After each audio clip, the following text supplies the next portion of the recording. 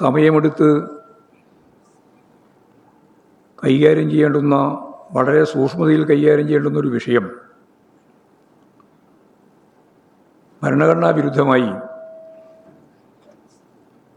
ഗൗരവതരമായ രീതിയിൽ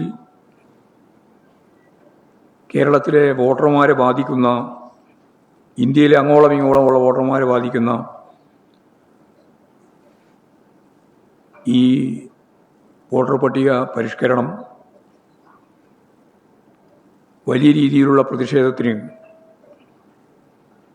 ഇന്ത്യയിലും കേരളത്തിലും ഇടയാക്കിയിട്ടുണ്ട്.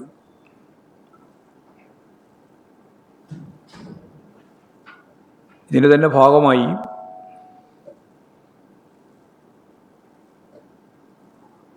SIR ജോലി ചെയ്തുകൊണ്ടിരിക്കുന്ന ജീവനക്കാരുടെ സമ്മർദ്ദം, ജോലിഭാരം ഉൾപ്പെടെയുള്ള സമ്മർദ്ദം ആത്മഹത്യയിലേക്ക് വരെ എത്തുന്നു. അവിടെ കേരളത്തിൽ മാത്രമല്ല, ഇന്ത്യയുടെ പല ഭാഗത്തു വരുന്ന വാർത്തകളിൽ അത് വ്യക്തമാകുകയാണ്.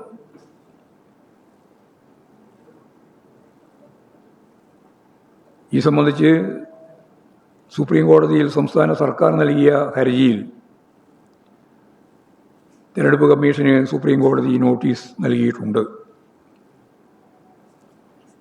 ഈ സംബന്ധിച്ച് CPIM നൽകിയിട്ടുള്ള ഹർജി ബുധനാഴ്ച പരിശോധിക്കുമെന്നും സുപ്രീം കോടതി വ്യക്തമാക്കിയിട്ടുണ്ട്. നിയമപരമായ ഈ പോരാട്ടം ശക്തിയായി നടക്കുമ്പോഴും SIRൻ്റെ ഭാഗമായി എല്ലാ വാർഡുകളിലും ഓരോ വോട്ടർമാരും അല്ലെങ്കിൽ 18 വയസ്സ് കഴിഞ്ഞ ഓരോരുത്തരും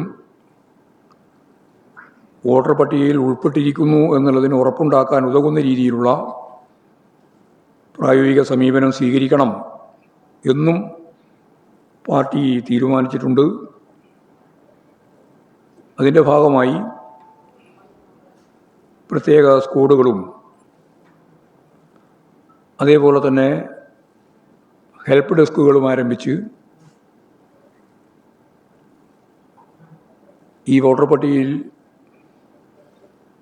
ഒരാളും വിട്ടുപോകാതിരിക്കുന്നതിന് വേണ്ടിയുള്ള ശ്രമകരമായ പ്രായോഗിക പ്രവർത്തനത്തിലും പാർട്ടി ഇടപെട്ടുകൊണ്ടിരിക്കുകയാണ്.